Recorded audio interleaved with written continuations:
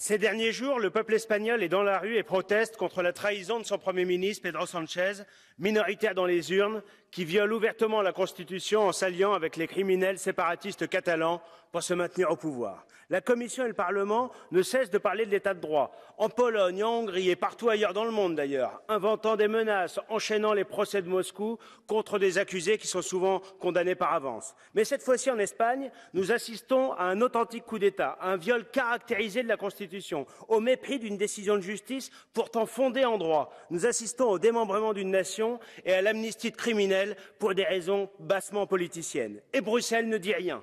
La gauche et les macronistes se taisent, ils soutiennent même ouvertement cette forfaiture. Pourquoi? Eh bien parce que ce sont les socialistes qui sont à la manœuvre, bien sûr.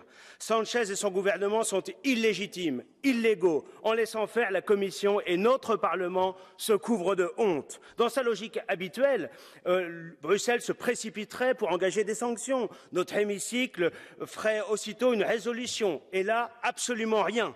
Eh bien, ce deux poids deux mesures montre à quel point l'habituel discours sur l'état de droit n'est qu'une minable comédie de la gauche pour nuire à ses adversaires politiques.